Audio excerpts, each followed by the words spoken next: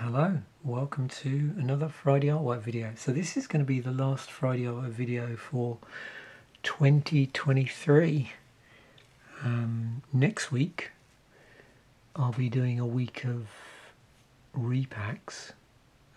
So I'll have a repack video in this slot, and then the good news is in 2024 for the Friday artwork video we'll be taking a look at some 8th edition stuff, which I'm really looking forward to. So yeah, here we have the last of my 3 Dissension theme decks that I have in my collection. So let's have a look through these. We'll do the same as usual, where I will go through the deck with the full cards and then switch views halfway through the video, and we'll zoom in to the artwork. So first up, let's just have a quick look at the insert. I mean, we've seen what this is the 3rd Dissension theme deck now that I have, so yeah, it's the same thing. You've got, you know, deck list on one side along with playing the deck. And then on the other side, what we used to do with these is, in case this was the first exposure to the set, was through a theme deck, which was, you know, fairly likely. And back then they had obviously boosters and fat packs, you know, what went into the bundles. And I suspect a few other supplemental products here and there, depending on the set. But it was great because it sort of gave you the set specifics as, you know, pertains to things like themes and mechanics and various other things. I think there was even a little bit there about the storyline as well. So yeah, I do like this particular era of precons, you know, theme decks as they were called back then. Because then they went on to be intro packs, and they messed around with the size of the deck, didn't they? I think moved it down to 40 cards for everything. They dabbled, I think, with 40 card decks for the core sets, from what I remember, but yeah, for everything ended up at 40 with, I think, initially a booster and then another one. So here it was very straightforward 60 card deck, you know, all ready to go. You know, FNM legal without any additional cards. You got your nice foil card as a bonus in here, so this was extra. And of course, depending on the colour of the mana of the deck and the colour and mana of this additional card, you know, you could opt to put it in the deck or not and take a corresponding land out. So speaking about the colour of the deck, it's actually red-black, so not applicable in this instant, but again, nice nonetheless. And of course, this is going out. Yeah, this is what I was talking about. Remember, if you've watched the customary yearly Yuletide video, where I look at basic lands, yeah, there's a good example for these. I was mentioning about with these. When I first opened these theme decks that featured these bonus foil lands, the thing I really noticed about them is how the mana area really popped. That's something, again, I touch on in the Land Ahoy video. So, first of all, the rares. We've got Isolde the Blood Witch. There's only single copies of the rares, obviously, here, as with all the theme decks. No duplicates for the rares. And then we've got Nihilistic Glee. And then we're going to move on to our lower rarities here. Some of these may be 1 of, some 2, sometimes 3 of. I don't know if there are any 4 ofs in this deck. We'll see in a moment. And we'll also keep an eye on the number of copies, because at this point I'm going to go through the whole deck. When we zoom in, I'll just show a single copy of the card for artwork purposes. So that was Slithering Shade. There was 2 of those. Scorched Rusalka is in the deck. And there are a couple of those. we've got, what's this, Drekovac. Drekovac, I think that is, sounds like some sort of industrial hoover. Two of those, the Guild Mages.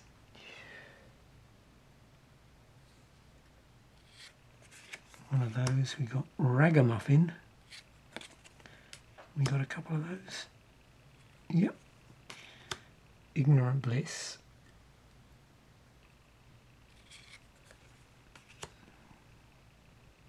A couple of those. Twin Strike.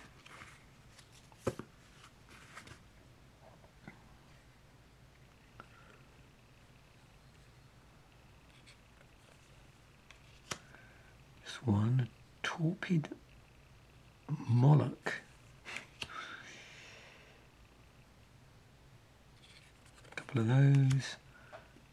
Gobhobbler Rats. Some of the names on here always make me chuckle. Oh, so our first three of, yeah. Rakdos Spitter, which is a thrall. One of those sadistic Orgamage. So we're moving on to our lower rarity now with the commons. And two of those. We've got Demon's Jester. As you can see, we've got a number of Hellbent cards in the deck. And for those that are interested a little bit more about this deck, I'll include a link to my original unboxing that I did for this. So, Slaughterhouse Bouncer, what have we got for that? Just one. Oh, there's a seal here, Seal of Fire. A couple of those. Oh, in actual fact, three Seal of Fires. Taste for Mayhem. What have we got? A couple of those. Oh, Dousing Gloom, yeah. 2 damage. You gain 2 life for 2 and a black instant. Just one of those. Cackling Flames. 3 and a red instant. Another one with Hellbent. And how many copies of that? 2. So you can see here we're definitely well into our removal package. We've got Wrecking Ball. Destroys target creature or land. We have a signet. Do we have multi? Yeah, we have 2 signets here. So these are these interesting mana rocks which both filter the land, so you can take mana of any colour, turn it into the appropriate sort of 2 colour combination. So we've got the Rakdos one here, but also it's amplifying it because you're going from 1 to 2. And these were 2 drops. So you spend 1 mana, tap it, and you get 2 out. Also, some of these decks, not all of them, but some of them had some utility lands in as well. So we've got Rick's Mad-Eye Dungeon Palace. But you'll notice we don't have any of the Ravnica bounce lands in here. Okay, so let's look at our basic land art. So let's count off here. We've got, what, 3 copies maybe? Yep, 3 copies of the first piece of art for Swamps. We're going to see what, around 3 or 4 maybe for each one. Yep. 3 for this one. 3 for this one. This is going to be cool up close when we get to that point in a moment. Oh, cool. So 4 pieces of artwork. 4 pieces of artwork. 3 copies of each for Swamps. Now we're moving on to the mountains here. That because of the nature of the set and cityscapes, some of the artwork doesn't always look that mountainous, but that's true of a lot of the different colours here, because obviously we're focusing on the look of, or a number of them were focusing on the look of Ravnica. Oh, there we go. A little bit of mounting action on the next one.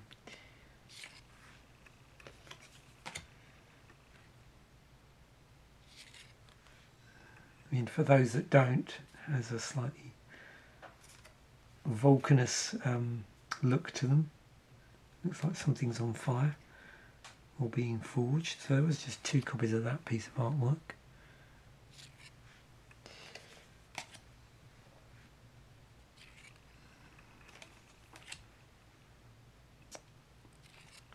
Three copies of that, and then this one.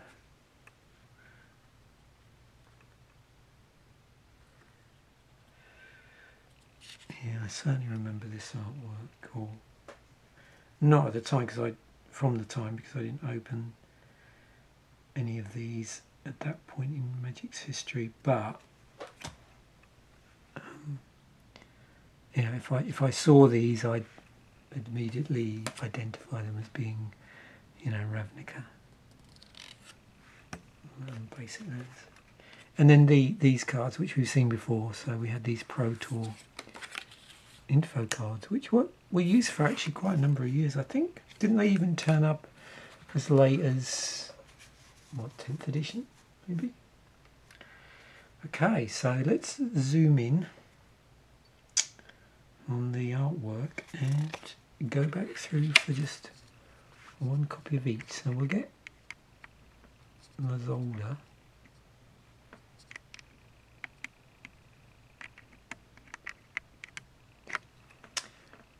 Zoomed in, ready for that.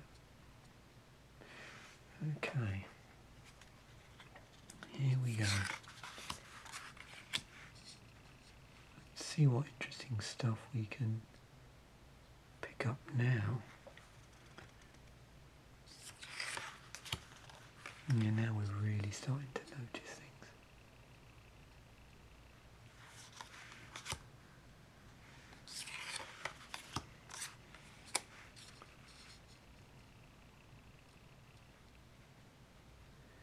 And with some of these, I'm never sure how many times these have been reprinted, or whether there's functional reprints, so different cards, same function, or even if they've been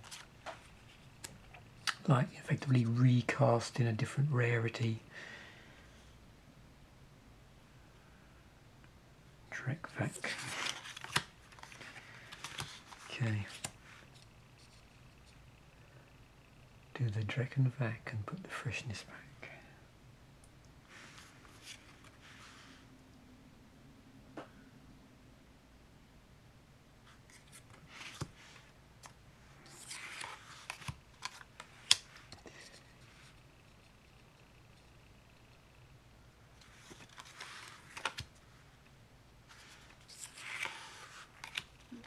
Yeah, this is a really interesting style.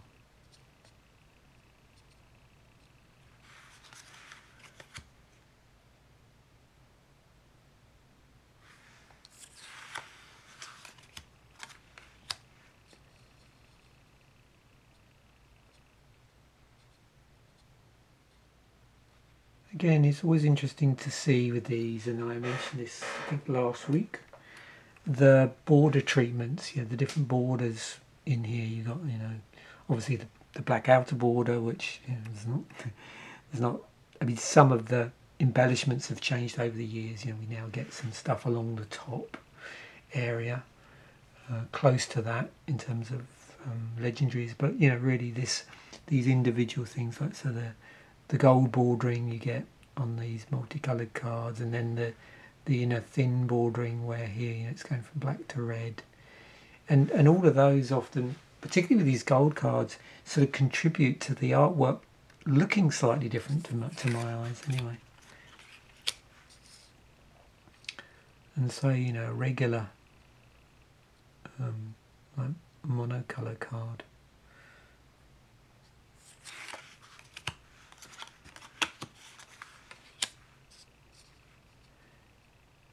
And it is quite, I think, an interesting exercise if you ever get an opportunity to try out with some of these websites where you can place magic artwork in different border styles. The first time I probably came across that was there was a trend don't know, probably in the 2010s, around about there, seemed to be, of people seeing what planeswalkers would look like in old style borders. I don't know when that started. I mean, I assume it started not long after we had planeswalkers first appear, which would have been Lorwyn Lock. But I first became aware of it, I think, in the early 2010s. That became a thing. It was always interesting to see how they would look in the old style borders.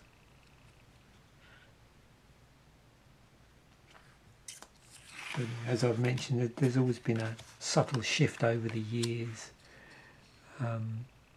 Even when essentially, the outer border might be the same, general layout of the card, there's other subtle changes between sets where they slightly tweaked the inner bordering or tweaked some things to do with the rules text. Or in this set, we've got watermarks, albeit relatively faint compared to some of the later watermarks you might have seen.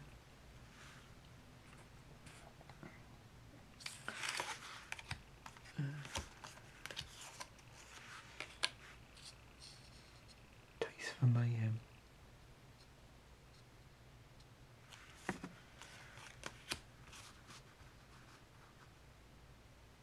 For some reason, I'm trying to remember when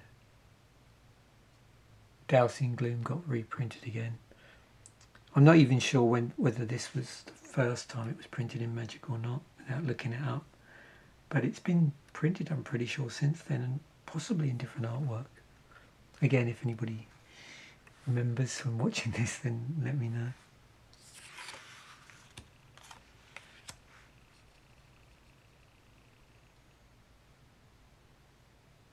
Oh, look at that, I just suddenly noticed all the faces there. That's funny. Crackling flames.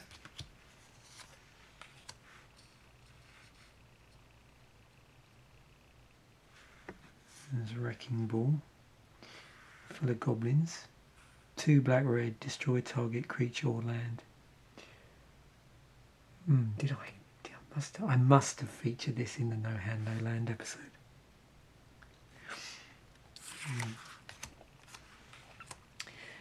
And if I didn't, that was an omission.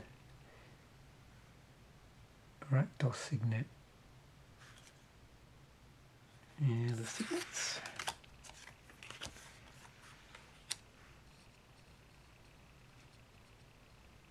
And I do love a nice utility land as well, like these ones.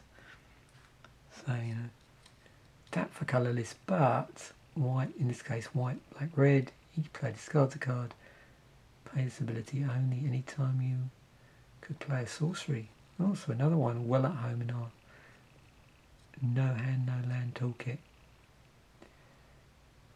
Not sure if I actually featured any utility lands in that series. Okay, let's get up close and personal with our basic lands here. So we've got our first piece of artwork for our swamp.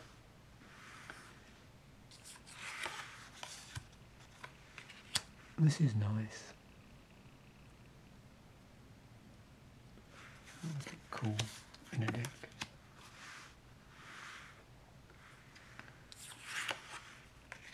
This one has a slightly different quality to the artwork there.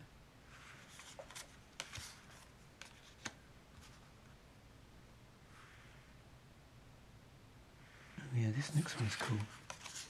Zoomed in, I reckon.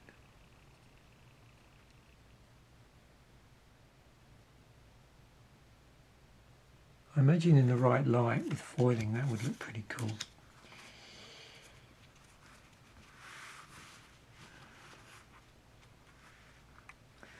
Okay, moving on to mountains now.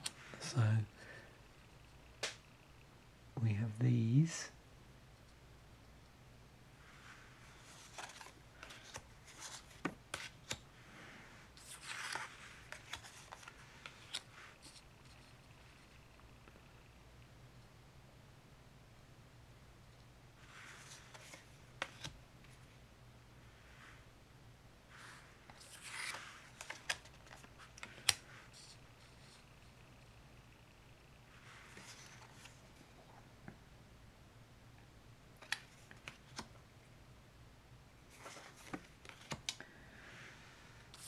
And then, as I've said, one that very much reminds me of this period.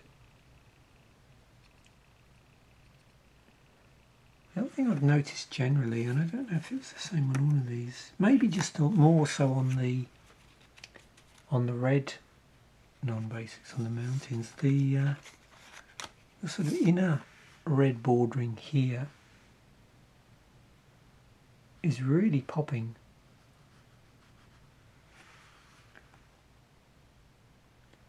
And in the light, it's not quite the same, but it reminds me very much of that time-shifted border they used in one of the was it the time spiral sets, or the time spiral block, should I say, not the set itself, I don't think. Yeah, reminds me a little bit of that, where they slightly changed the inner colour here. In the case of what the red cards will be slightly redder, but just the way it pops there, it's not the same. If you looked at two side by side, you'd see they're quite different, but just the moment I see these ones in red, it just makes me think of that, actually. It's interesting, isn't it, how when you look at certain, I don't know, certain cards in Magic, certain artwork, it does do that sometimes, or for me at least, it makes me think of other, other cards, other eras, other styles of bordering as well. So there we have it. I hope you enjoyed that. That was really nice to look through those decks. I particularly enjoyed these older Dissension decks. Thanks once again for watching. Bye for now, and I will catch you in a future video.